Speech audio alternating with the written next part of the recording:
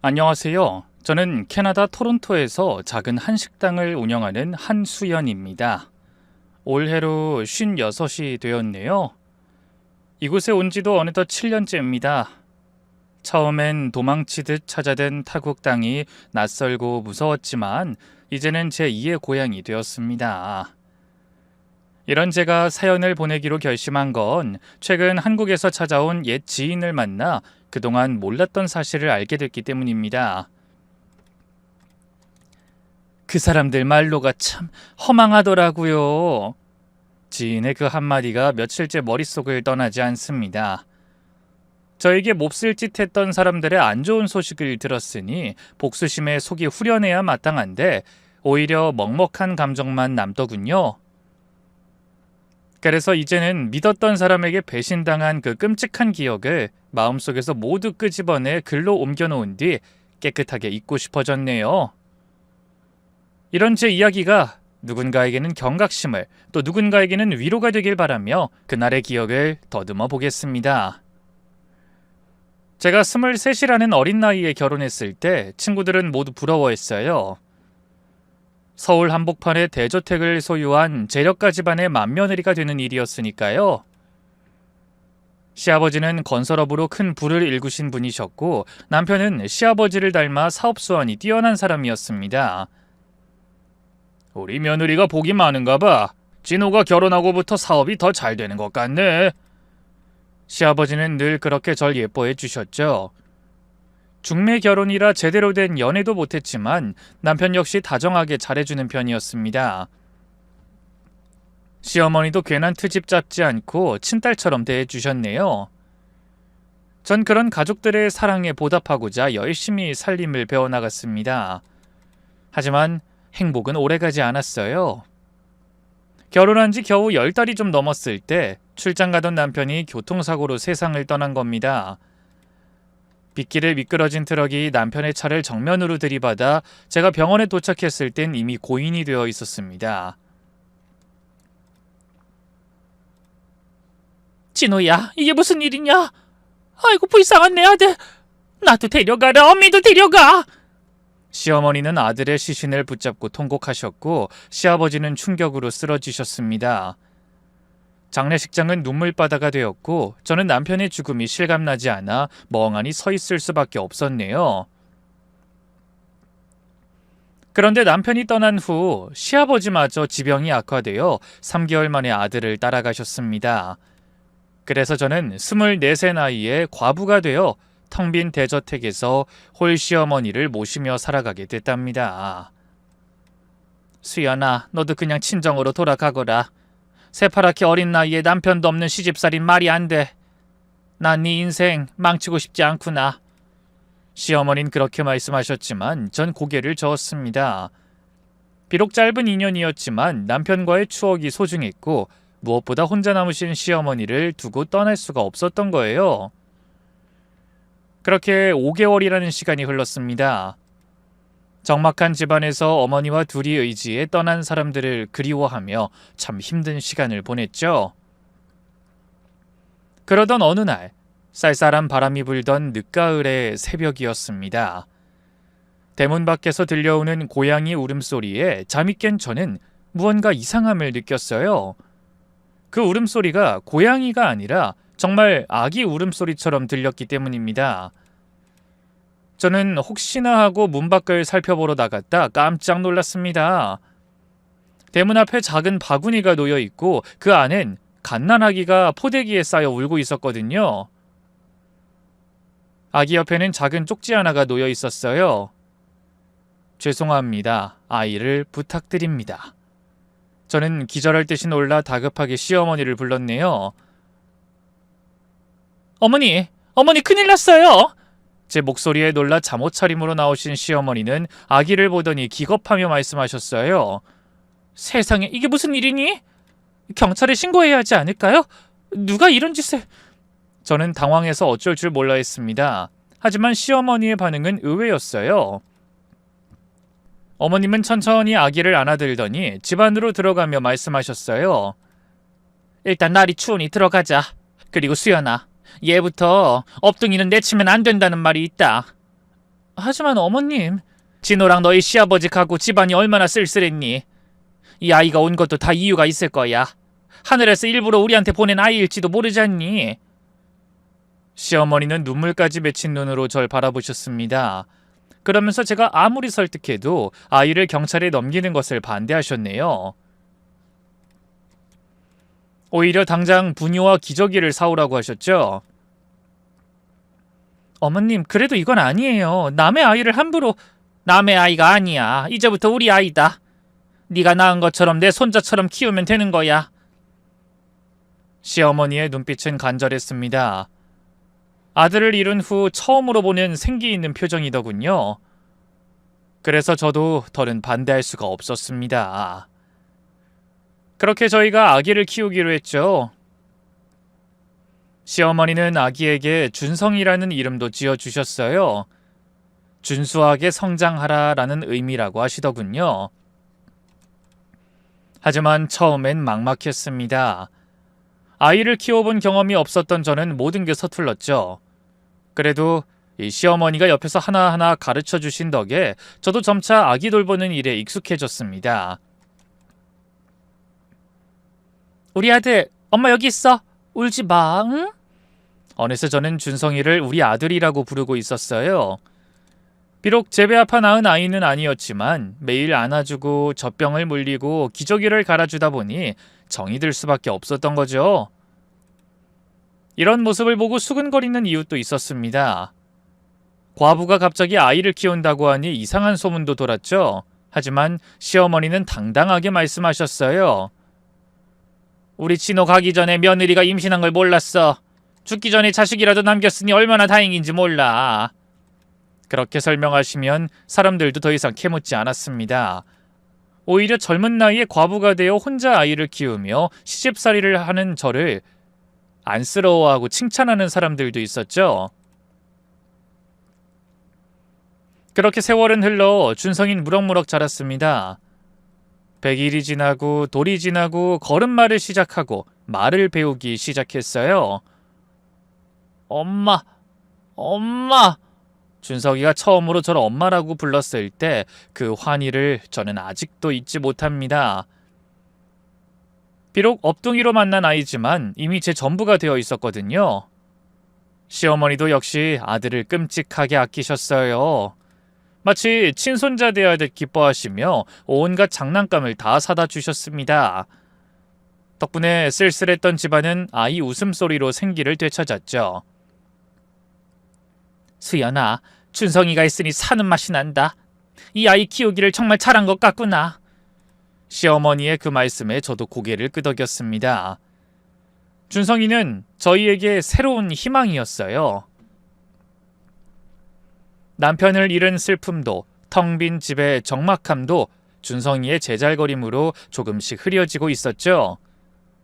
그런데 아들이 무럭무럭 자라 초등학교에 들어갈 무렵부터 조금씩 이상한 조짐이 보이기 시작했습니다. 선생님께 대들고 친구들과 싸우고 거짓말을 하는 일이 잦아졌죠. 준성아, 너 요즘에 도대체 왜 그러니?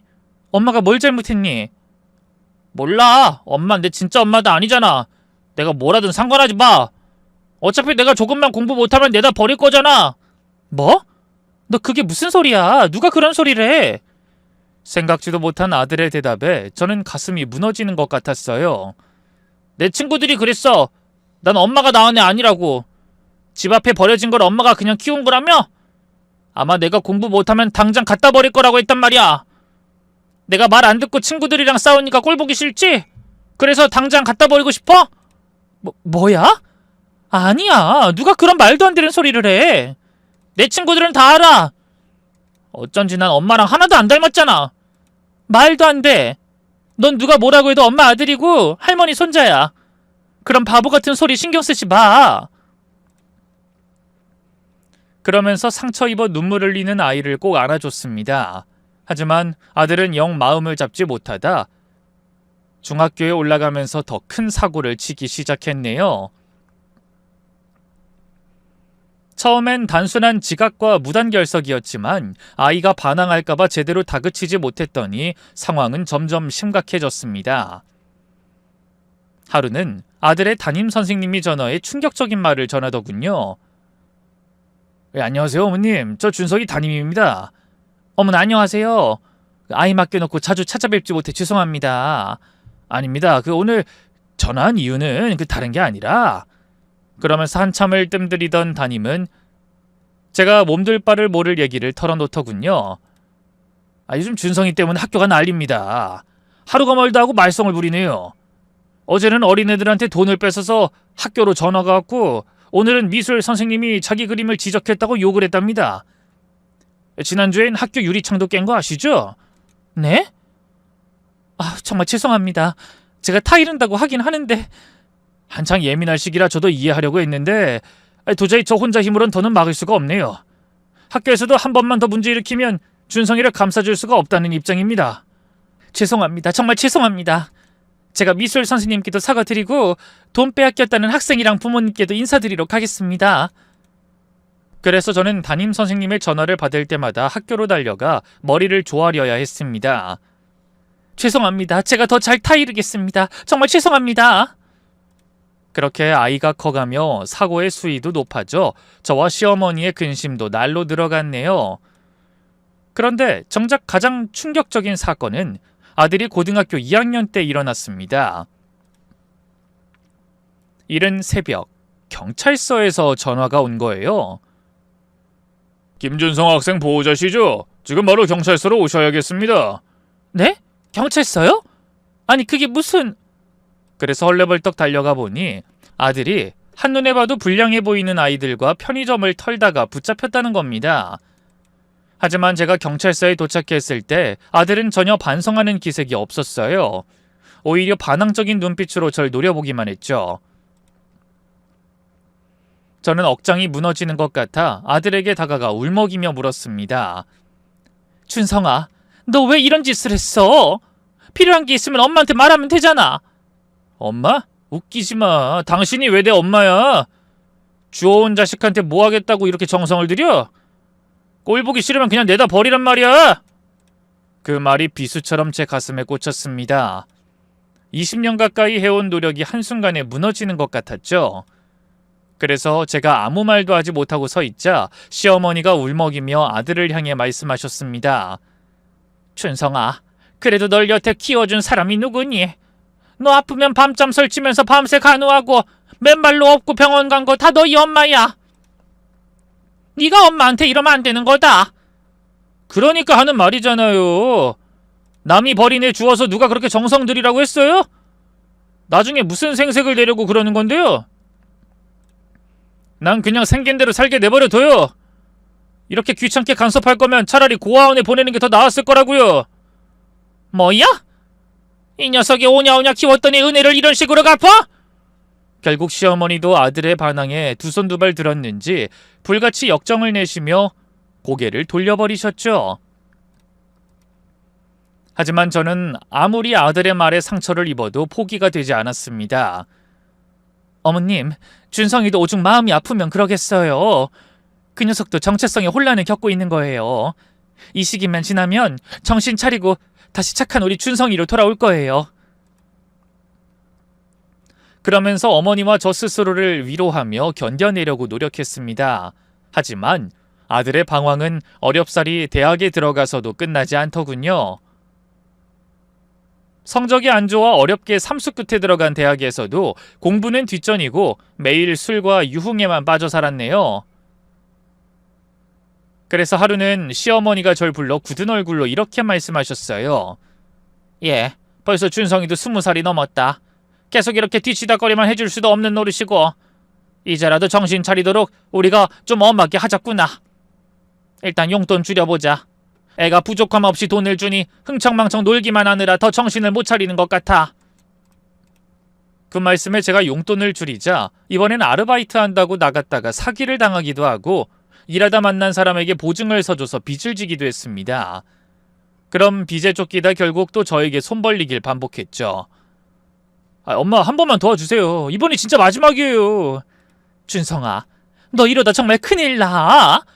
학교도 마음대로 휴학해버리고 등록금 하라고 준 걸로 술이나 먹고 다니는 게 말이 돼? 저도 잘못한 거 알아요. 안 그래도 마음 좀 잡고 싶은데 자꾸 딴 생각만 들고 쉽지 않아요. 그때 시어머니가 우편물 하나를 보여주시며 생각지도 못한 말씀을 꺼내셨습니다. 준성이 영장 나왔다. 다음 주가 입대야. 네? 어머님 그게 무슨 말씀이세요? 무슨 영장이 그렇게 급하게 나와요? 실은 지난달에 나왔는데 내가 미루지 말고 다녀오라고 감춰놨었다. 아니 왜 그러셨어요? 이렇게 급하게 어떻게 군대를 보내라고. 남들 다 가는 군대 뭐가 그렇게 대단하다고 난리냐. 준성이 군대 갔다 와야 사람 된다. 그래서 미루지 말고 얼른 가라고 그랬다. 그래도 너무하셨어요. 애 보약이라도 한 재 해먹이고 보내게 조금만 일찍 말씀해 주시지. 보약은 무슨. 네가 애를 너무 오냐오냐 키워서 저 녀석이 저렇게 막무가내로 자란 거야. 이참에 군대 가서 고생하고 어른 돼서 돌아오면 아마 어미 마음 알게 될 거다. 그래서 아들은 급하게 군대에 가게 됐습니다. 저는 갑작스럽게 맞이한 이별에 어쩔 줄 모르고 아들이 떠난 방에 앉아 눈물 콧물 흘려야 했죠. 하지만 어머님은 그런 저를 다독이며 말씀하셨어요. 아이고 이 불쌍한 거사. 내가 너한테 몹쓸 짓 했나 보다. 그때 준성이를 그냥 내쳤어야 하는 건데 괜히 마음 약한 너한테 끊지도 못할 정을 들이게 했어. 그래도 군대 다녀오면 좀 달라질지 모르니 우리 한번 기다려보자. 망나니 같은 사내 녀석들도 군대 갔다 오면 사람 된다고들 하잖니. 그래서 저는 그런 어머니의 위로를 희망삼아 아들이 휴가 나오길 손꼽아 기다렸습니다. 그런데 정말 첫 휴가를 나온 아들은 몰라보게 의젓해졌더라고요. 저와 어머님에게 깍듯하게 거수경례하는 늠름한 모습을 보자 저도 모르게 눈물이 났네요. 엄마 울지 마세요. 그동안 속썩여서 죄송해요. 제대만 하면 엄마랑 할머니 은혜 보답할게요. 말만 들어도 고맙다. 근데 엄만 그런 거 필요 없어. 그냥 네가 하고 싶은 일 하면서 남들처럼만 살아주면 아무것도 바라는 거 없어. 참, 얼른 옷 갈아입고 밥 먹자. 너 좋아하는 거 다 했어. 그래, 너희 엄마가 이틀 넘게 너 준다고 갈비 재우고 식혜 만들고 난리도 아니었다. 어서 밥부터 먹자. 그 뒤로도 저는 아들이 휴가를 나올 때마다 상다리가 부러지도록 상을 차려놓고 몸보신을 시켜줬습니다. 그러면서 아들이 얼른 제대해 약속을 지켜주기만 목 빠지게 기다렸죠. 하지만 정작 제대한 아들은 처음 몇 달만 마음을 잡은 것처럼 굴더니 이내 예전의 모습으로 돌아가 버렸어요. 복학해서도 수업엔 노상 빠지고 클럽에나 다니며 흥청망청 카드를 쓰고 다닌 겁니다. 시어머니도 그런 아들 때문에 속병이 나셨는지 부쩍 기력이 떨어지셨어요. 그러다 아들이 제대한 다음 해 시어머니가 갑자기 쓰러지셨습니다. 그래서 정밀검사를 받았는데 그 결과가 미처 예상하지 못했던 엄청난 충격이었네요. 췌장암 말기입니다. 이미 전이가 많이 됐어요. 앞으로 길어야 6개월 정도로 보셔야 할 것 같습니다. 네? 아니 그게 무슨 식사만 좀 못하셨지 별다른 이상이 없으셨는데요? 원래 췌장암이라는 게 모르고 돌아가시는 분이 계실 만큼 소리 없는 병입니다. 무덤덤한 의사의 말에 저는 다리에 힘이 풀렸습니다. 시어머니는 담담하게 받아들이셨지만 전 그럴 수가 없었어요. 남편 잃고 20년이 넘도록 친부모처럼 의지하며 지내온 시어머니의 갑작스러운 암 선고에 제정신이 아니었죠. 어머님, 아무래도 여긴 믿을 수가 없어요. 우리 다른 병원에도 가봐요. 수연아, 됐다. 나 살 만큼 살았어. 이제 진우 곁으로 가야지. 그런 말씀하지 마세요. 요즘은 의학이 발달해서 아무리 암이라고 해도 못 고치는 게 없다잖아요. 전 이대로 어머님 절대 못 보내요. 난 괜찮다. 내가 남편 복 자식 복은 없어도 며느리 복은 있어서 노년의 태접 잘 봤다 가는구나. 이제 박복한 인생 여기서 끝나도 여한은 없어. 근데 아무리 생각해봐도 내가 너한테 잘못한 것 같다. 네? 그게 무슨 말씀이세요? 그때 준성이를 맞게 할 게 아니라 널 다시 체가시켰어야 하는 건데 꽃같이 젊은 너한테 정말 못할 짓을 했어. 그래서 이렇게 벌을 받는가 보다. 저 망나니 같은 녀석이랑 너만 남기고 눈 감을 생각을 하니 마음이 편치 않아. 정말 미안하구나. 왜 자꾸 그런 말씀을 하세요? 정말 제 걱정이 되거든 치료 잘 받고 제발 오래오래 제 곁에 계세요. 하지만 병만은 무서웠습니다.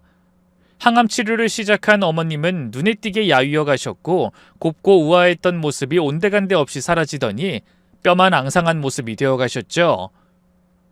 그러면서도 준성이 걱정은 잊지 않으셨습니다. 준성이는 요즘 어떻게 지내니? 저는 차마 아들이 할머니 병문안조차 귀찮아한다는 말씀은 드릴 수가 없었어요. 잘 지내요, 어머님. 요즘 취직 준비하느라 바빠서 못 온다고 죄송하다고 전해달래요. 끝까지 그 녀석 감싸느라고 너도 고생이구나. 아마 내가 아프다는 말에도 관심이 없겠지. 그러면서 씁쓸하게 웃으셨죠. 어머님은 몇 차례의 힘겨운 항암 치료에도 별 효과가 없다는 진단이 내려졌어요. 그래서 결국 마지막을 준비하기 위한 호스피스 병동으로 옮겨지게 되셨습니다. 저는 억장이 무너지는 심정이었지만 그래도 어머님 앞에서는 그 슬픔을 다 내보일 순 없어 가능한 태연하려 노력했죠. 헌데 호스피스 병동으로 옮긴 지 일주일쯤 지난 후에 생각지 못한 일이 생겼습니다. 제가 잠시 집에 다녀온 사이 낯선 여자가 시어머니 곁에 서 있는 거예요. 40대 중후반쯤으로 보이는 여자였는데 단정한 차림에 온화한 인상이었습니다. 저는 병실에 들어서다 여자를 보고 깜짝 놀랐어요. 그러자 여자가 먼저 자신을 소개하더군요. 어머, 보호자분이신가요? 처음 뵙겠습니다. 전 정혜진이라고 합니다. 호스피스 병동에서 자원봉사하고 있어요. 어머님이 혼자 계시길래 말동무해드리고 있었어요. 아, 네, 감사합니다. 자원봉사자가 계시는지는 몰랐네요. 보호자들이 자리를 비우거나 딱히 찾아오시는 분들이 안 계시는 환자분들에게 도움을 드리고 있어요. 네, 좋은 일 하시네요. 감사합니다. 여자의 그럴듯한 설명에 저는 고개까지 끄덕이며 인사했습니다. 시어머니도 자원봉사자를 마음에 들어 하시는 눈치였어요. 수연아, 이분이 참 잘해주시는구나. 너 없을 때 심심하지 않아서 좋아. 이제 이분도 계시니 너도 너무 여기만 매달려 있지 말고 종종 볼 일도 보고 그러거라. 시어머니의 말씀에 저도 안심이 됐습니다. 사실 저도 24시간 병원에만 있을 수는 없었으니까요. 집안일도 있고 무엇보다 아들 때문에 신경 쓸 일이 많았거든요. 자원봉사자는 제가 보기에도 정말 성실했습니다. 거의 매일 어머님의 병실에 와서 책을 읽어드리고 옛날 이야기를 들어드리기도 했습니다. 보호자님, 오늘은 제가 시간 여유가 많아서 저녁 늦게까지 있을 수 있으니 댁에 가서 쉬다가 오세요.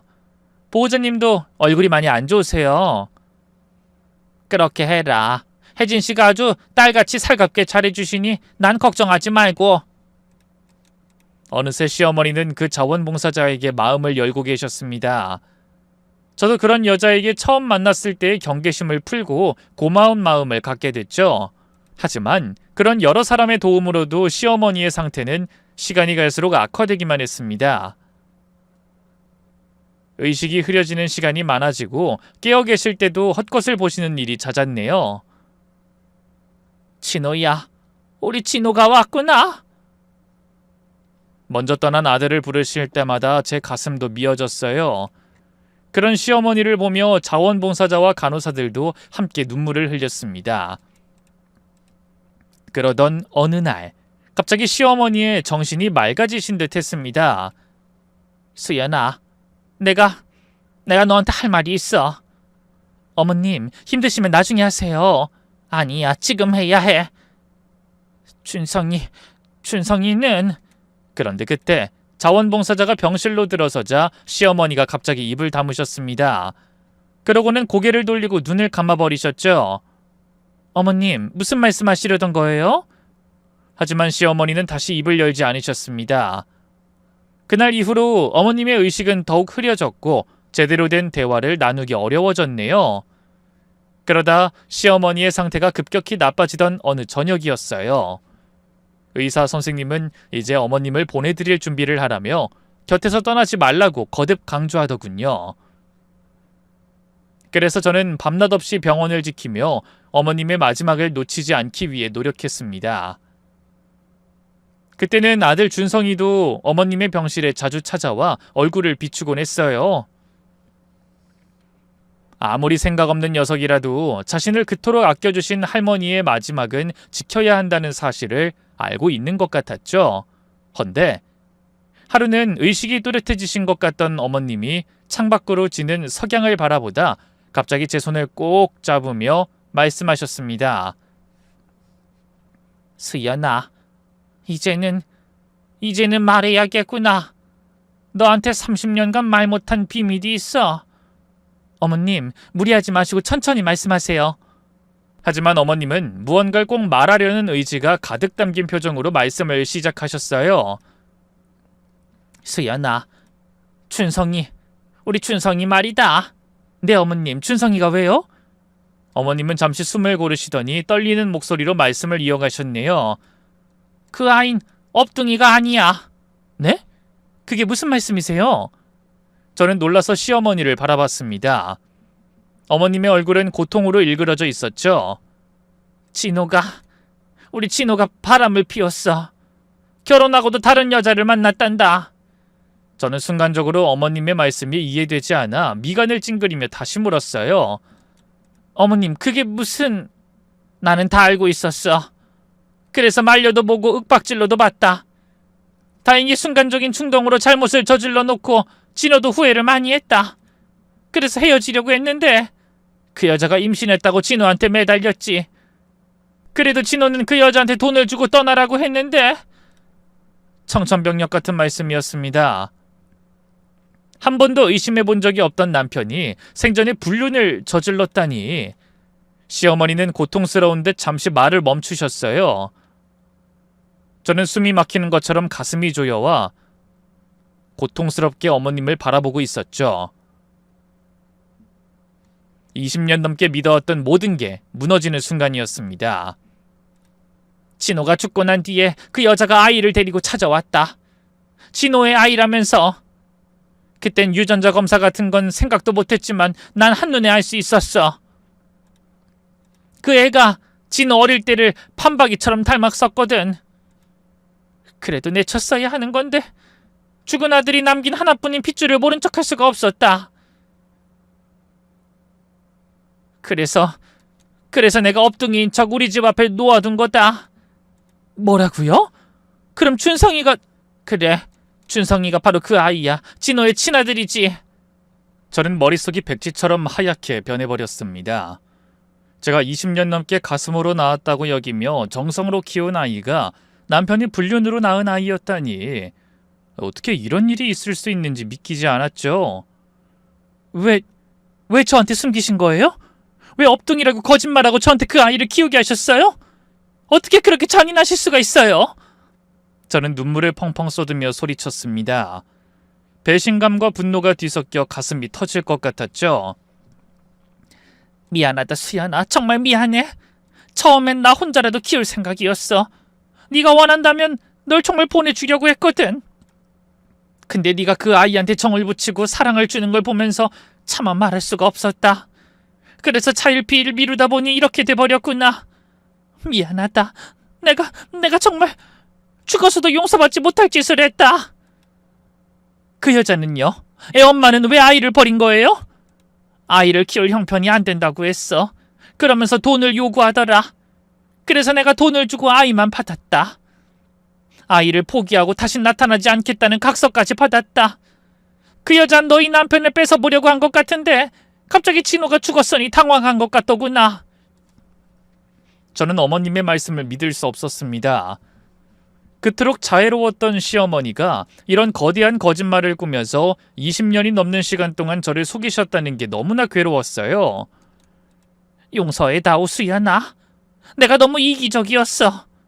그저 진호의 자식이 세상에 있다는 생각만으로 다른 건 아무것도 생각할 수가 없었다. 저는 선의로 업둥이를 키운다고 생각했는데 사실은 남편이 불륜으로 낳은 자식을 키운 것이었습니다. 준성이는 알고 있나요? 자기가 진호씨 친아들이라는 걸? 몰라. 아무도 모르지. 너와 나만 아는 비밀이야. 그 여자는요? 정말 떠나서 다시 나타나지 않았나요? 그래. 내가 얼굴을 잊어버릴 만큼 아이 곁엔 얼씬도 하지 않았어. 근데 바로 그때였습니다. 갑자기 병실 문이 열리고 자원봉사자가 들어왔어요. 그러자 시어머니는 갑자기 표정이 굳어지더니 입을 꾹 다물어 버리셨죠. 보호자님 괜찮으세요? 얼굴이 피곤해 보이시네요. 아니에요. 제가 어머님 돌봐드릴 테니 잠깐이라도 숨 좀 돌리고 오세요. 어머님도 보호자분이 이렇게 힘들게 고생하시면 마음이 안 좋으실 거예요. 그쵸? 그러면서 어머님에게 대답을 재촉했습니다. 하지만 시어머니는 대답 대신 눈을 감으셨죠. 저는 못 이기는 척 병실을 나왔습니다. 하지만 발걸음이 떨어지지 않더군요. 조금 전에 들은 충격적인 사실들이 머릿속을 맴돌았습니다. 그리고 아들을 어떻게 대해야 할지 알 수가 없었어요. 차라리 업둥이라고 생각했을 때는 어떻게든 제가 품고 가야 할 아이라고 생각했는데 죽은 남편이 외도로 낳은 아이라는 사실을 알자 마음을 다잡기 어려웠습니다. 그리고 어머니를 어떻게 마주해야 할지도 모르겠더군요. 평생 의지했던 시어머니가 그토록 오랜 세월 절 속였다는 것에 절망했죠. 하지만 임종이 가까운 분을 그대로 모른 척할 수도 없었어요. 남편과 외아들을 먼저 보내고 남은 사람이라고는 무심한 손주와 저뿐이었으니까요. 그래서 마음을 다잡고 일단 어머님을 잘 보내드려야겠다고 생각했습니다. 그리고 제가 그때의 어머니였다고 해도 차마 손주의 정체를 밝히기가 어려웠을 거라는 생각이 들기도 했거든요. 갑작스럽게 요절한 아들의 잘못을 들춰내는 것 그 자체가 고통이었을 것 같더라고요. 그런 일이 있고 이틀 후 정말 어머님의 임종이 임박한 느낌이 들었습니다. 의사들도 그날 밤을 넘기기 힘들 거라고 하더군요. 그런데 제가 어머님의 얼굴을 가만히 바라보던 순간 갑자기 눈을 뜨시더니 떨리는 손으로 베개 밑을 더듬으셨습니다. 그러고는 작게 접힌 종이 한 장을 꺼내 제 손에 쥐어주며 힘겹게 말씀하셨어요. 이거 꼭 읽어봐. 어머님 이게 뭐... 하지만 시어머니는 대답 대신 제 손을 꼭 쥐셨습니다. 그러고는 마지막 힘을 짜내듯 말씀하셨네요. 미안하다. 정말 미안해. 그게 시어머니의 마지막 말씀이었습니다. 다음 순간 심전도 모니터가 요란하게 울리기 시작했고 의료진이 달려왔지만 어머님은 다시 눈을 뜨지 못하셨죠. 어머님! 어머님! 저는 시어머니를 부르며 울부짖었습니다. 그 순간만큼은 어머님이 저를 속였다는 배신감보다는 20년 넘게 모시던 분이 떠나셨다는 슬픔이 더 컸거든요. 그래서 그때는 어머님이 마지막으로 남긴 쪽지를 펼쳐볼 여유가 없었습니다. 장례 준비며 조문객 맞으며 시간이 정신없이 흘러가더군요. 그렇게 3일 장례를 마치고 집에 돌아온 저는 완전히 탈진한 상태였습니다. 충격적인 진실을 알게 되고 곧이어 어머니까지 떠나시니 몸도 마음도 버틸 의지를 잃어버린 듯 지쳐버렸네요. 헌데 그제야 시어머니가 주신 쪽지가 생각났습니다. 대체 무슨 내용이길래 말씀도 제대로 못하시던 분이 기어코 그 쪽지를 건네신 건지 갑자기 궁금해지더군요. 그래서 얼른 침실로 들어가 조심스럽게 주머니에 넣어뒀던 쪽지를 펼치자 시어머니의 떨리는 글씨가 눈에 들어왔습니다. 수연아, 내가 정신이 오락가락해서 늦게 알아봤다. 혜진이가 준성이 친엄마다. 예전에 준성이를 안고 왔던 그 여자야. 위험해. 도망쳐라 제발. 그 쪽지를 이해한 순간 온몸에 소름이 돋았습니다. 자원봉사자를 가장에 접근한 여자가 바로 아들의 친엄마라니. 그 여자가 왜 20년 넘게 침묵하다 이제야 다시 나타난 건지, 대체 뭘 원한 건지 갑자기 불안감이 엄습했습니다. 그때 현관문이 열리는 소리가 들렸어요. 아들이었죠. 헌데 아들의 얼굴이 평소와 달리 밝아 보였습니다. 제가 그런 아들을 미심쩍은 눈초리로 바라보는데 아들이 대뜸 뜻밖의 말을 꺼내더군요. 엄마 피곤하시죠? 장례 때문에 고생 많으셨어요. 아들의 태도가 이상할 정도로 살가웠습니다. 저는 당황한 티를 내지 않으려 노력하며 답했죠. 그래, 좀 피곤하네. 엄마, 제가 생각해봤는데요. 할머니 돌아가시고 엄마도 많이 힘드셨잖아요. 우리 잠시 여행이라도 다녀오는 게 어때요? 여행? 네, 강원도 쪽으로요. 조용한 펜션 잡아서 며칠 쉬다 오면 좋을 것 같아요. 아들이 여행을 제안하다니 20년 넘게 살면서 한 번도 없던 일이었습니다. 뭔가 수상했죠? 갑자기 왜 여행을? 엄마한테 그동안 제가 너무 못되게 굴었던 게 죄송해서요. 할머니도 떠나셨으니 이제 정말 세상 천지 엄마랑 저 둘뿐이잖아요. 물론 저는 아들의 말이 진심으로 들리지 않았지만 겉으로는 모른 척했습니다. 그래, 뭐 언제 가려고? 미룰 필요 없이 내일 바로 출발하죠 뭐. 제가 바로 알아볼게요. 그러고는 씩 웃으며 자기 방으로 들어갔습니다. 그날 밤 저는 밀려오는 졸음을 참으며 잠들지 않기 위해 노력했어요. 혹시나 제가 잠든 사이에 무슨 일이 일어날까봐 무섭기도 했고 아들의 움직임도 살펴보기 위해서였죠. 그때였어요. 정적이 흐르는 집안에 희미하게 핸드폰 벨소리가 울렸습니다. 거실 건너 아들의 방에서 울리는 소리였어요. 시간을 보니 새벽 2시가 넘어가고 있더군요. 그 시간에 아들 역시 잠들지 않고 누군가와 대화를 나눈다는 생각이 들자 갑자기 상대가 궁금해졌습니다. 그래서 조심스럽게 핸드폰을 손에 들고 살금살금 거실로 나왔어요. 그리고 어두운 집안에 불을 켜지 않고 핸드폰으로 빛을 비추며 조심스럽게 아들의 방문 앞으로 접근했죠. 그 순간 아들 방에서 자신감 넘치는 목소리가 들려왔어요. 걱정 마세요, 엄마. 아들이 엄마라고 부르는 소리를 똑똑히 들은 저는 놀라서 입을 틀어막았습니다. 준비 다 됐어요. 내일 강원도로 출발할게요. 아유, 이씨는 무슨 남편이 바람피워서 낳은 아이인 것도 모르고 20년 넘게 저한테 잘한 거 보면 몰라요? 그런 눈치도 없는 사람이에요. 오늘도 피곤한지 초저녁부터 방에 불이 꺼져 있더라고요. 자기한테 무슨 일이 닥칠지도 모르고 속 편하게 자고 있을 거예요. 그 말을 듣자 심장이 쿵쾅거렸어요. 하마터면 제 심장 뛰는 소리가 들릴까봐 걱정될 정도였죠.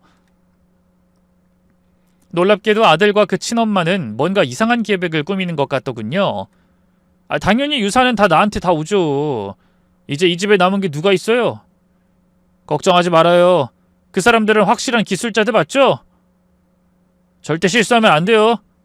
내가 운전할 거니까 운전석은 아무 이상 없이 조수석만 망가뜨려야 해요. 한 번에 끝나도록, 알죠? 그 말을 듣다 저는 숨이 막혀 현기증까지 느껴야 했습니다. 엄마가 할머니 살살 꼬드겨서 알아낸 게 맞았어요. 서산이랑 평택에 땅도 있고 금고 비밀번호 알아낸 걸로 증권 다 찾아보니까 사망보험금만 해도 5억은 넘을 것 같아요. 그 목소리엔 탐욕이 가득했습니다.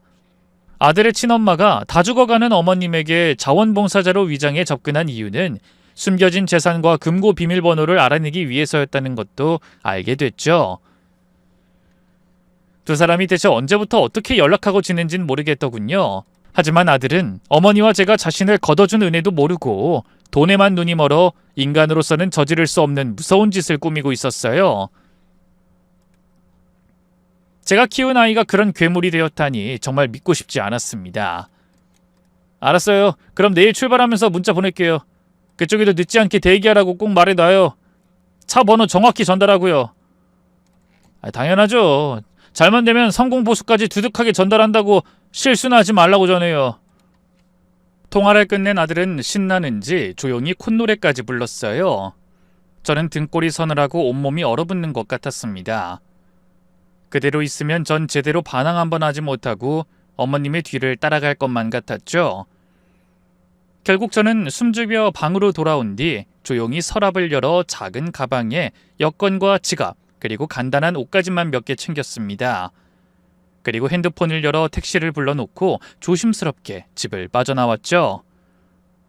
문 닫히는 소리가 들리지 않도록 현관문에 신발을 끼워놨죠. 그렇게 아들에게 들키지 않고 무사히 집을 빠져나온 저는 택시를 타고 공항으로 향했어요. 그때 창밖으로 서서히 동이 터오는 게 보이더군요. 공항에 도착한 저는 얼른 창구로 가서 항공사 상관없이 가장 빠른 캐나다 항공권을 알아봤어요. 다행히 1시간 뒤에 출발하는 비행기에 취소된 표가 있더군요. 사실 저희 친정 부모님은 이미 다 돌아가셨지만 하나뿐인 오빠가 캐나다에 살고 있었거든요. 그래서 일단 친정오빠가 있는 캐나다로 가 몸을 숨기기로 한 겁니다. 그런데 출국장으로 들어서려던 순간 아들에게 전화가 걸려왔어요. 그냥 피하면 이상하게 생각할 것 같아 전화를 받아 둘러대기로 하고 아무렇지 않게 대답했습니다. 엄마 어디에요? 아침부터 어디 가신 거예요? 우리 여행 가기로 했잖아요. 미안하다 준성아. 엄만 오늘 못 가겠어. 뭐라고요? 왜요? 새벽에 갑자기 배가 아파서 응급실 왔다. 너 피곤할까봐 안 깨우고 혼자 왔어. 뭐예요? 아니 저 펜션도 다 예약했는데. 미안하구나. 할머니 간호하느라 엄마도 몸이 많이 상했나봐. 거기가 어딘데요? 어느 병원이에요? 아니다. 별일 아닌 것 같은데 너까지 올 필요 없어. 엄마가 알아서 치료받고 집에 갈 테니 걱정하지 말고 있어. 의사 선생님 오셨다. 이만 끊자. 엄마가 나중에 연락할게. 엄마! 엄마! 아들이 외치는 소리가 들렸지만 저는 못 들은 척 그냥 전화를 끊어버렸습니다. 그리고 바쁘게 발걸음을 재촉해 출국장으로 향했네요. 몇 분 후 비행기가 이륙하는 순간 저는 안도의 한숨을 쉬었습니다. 하지만 동시에 깊은 슬픔이 밀려왔죠. 친자식처럼 키운 아들에게 배신당해 목숨을 걸고 도망치는 신세가 되었다고 생각하니 서러움이 복받치더군요. 그렇게 한국에서 도망치듯 떠나와 캐나다에 정착한 지 7년째. 소박하고 아담한 제 식당은 어느새 현지 교민들 사이에서 입소문이 나기 시작했어요. 그날도 저는 여느 때처럼 열심히 장사하고 오후 장사를 준비하기 위해 휴식하고 있었죠. 그때 낯익은 얼굴의 손님이 식당으로 들어섰습니다. 저는 깜짝 놀라서 상대를 반겼네요. 어머, 김 형사님, 여긴 어쩐 일로? 그러자 체격 좋은 중년의 남자가 웃으며 인사했어요. 안녕하세요. 한국에서 사고친 범죄자가 캐나다에 숨어 있다고 해서 일 때문에 왔다가 사장님께 전해드릴 소식이 있어서 들렀어요.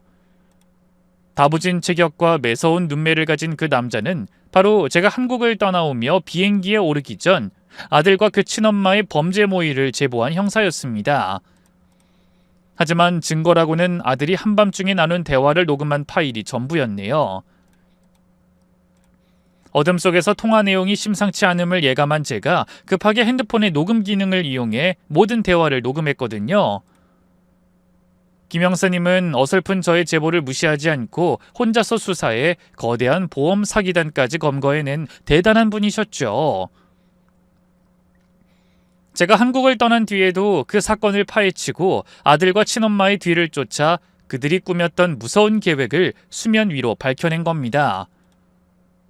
알고 보니 아들의 친엄마는 이미 사기 혐의로 전과가 있던 사람이었어요. 게다가 그때가 심지어 가석방 중이었다고 하더군요. 두 사람이 절 해코지하기 위해 도움을 받으려던 사람들은 조직적인 보험 사기단이었답니다. 김 형사님은 끈질기게 그들을 쫓아 죄를 밝혀내고 합당한 처벌을 받게 했죠. 그래서 저는 안심하고 한국으로 돌아가 재산을 정리하고 다시 캐나다에 정상적으로 정착할 수 있었습니다. 그런 형사님이 몇 년 만에 캐나다 저희 식당에 찾아오셨으니 어떻게 반갑지 않을 수 있겠어요. 헌데 웃는 얼굴이던 형사님이 갑자기 웃음을 멈추더니 머뭇거리며 말씀하셨어요. 그 김준성과 정혜진의 근황이 궁금하실 것 같아서 왔어요. 사실 궁금하지 않다면 거짓말이었습니다. 제가 그토록 온 힘을 다해 키워낸 아들이 절 죽이려 한 후 어떻게 살고 있는지 궁금했지만 애써 모른 척하고 있었죠. 어떻게 지내나요? 김 형사님은 한숨을 쉬며 입을 열었습니다. 놀라지 마세요. 정혜진은 3년 전에 사망했습니다. 교도소에서 급성 백혈병 진단을 받았는데 이미 손 쓸 수 없는 상태였다고 하더군요. 네? 아니 어떻게 그런 일이 그렇게 급작스럽게... 임종 때 간수들한테 계속 아들을 불러달라고 했다네요. 근데 김준성이 끝내 면회를 가지 않았다더군요. 김준성은 일이 실패한 걸 전부 자기 친모 탓으로 돌린 것 같아요. 그럼 준성이는요? 그 애는... 김준성은...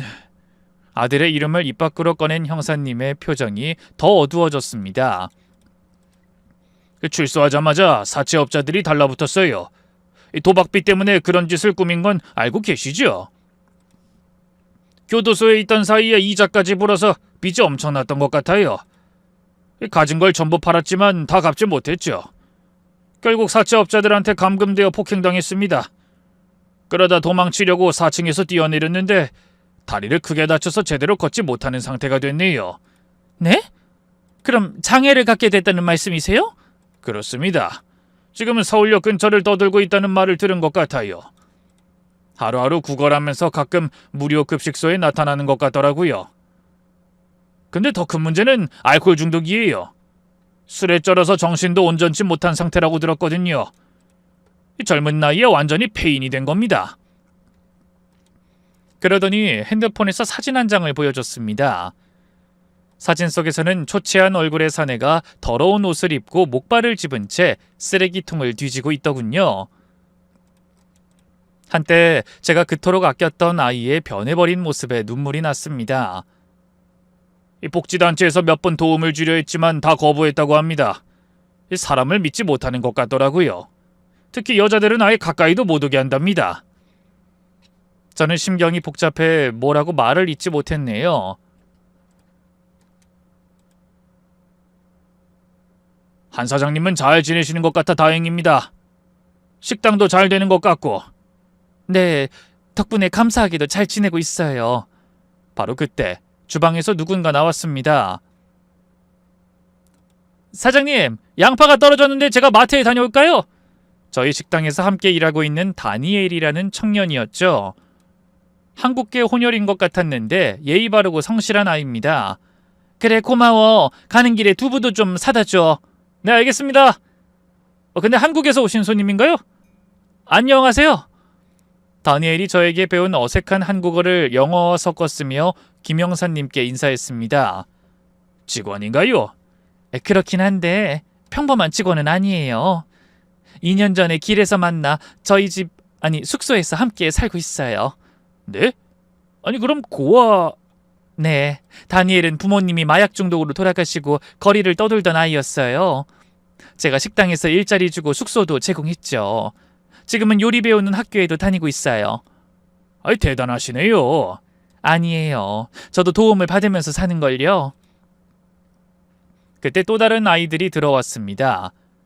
중국계 소녀 메이린과 베트남계 소년 토니였네요. 사장님, 학교 다녀왔어요. 어서와, 배고프지? 조금만 기다려. 다니엘, 마트에서 돌아오면 다 같이 밥 먹자.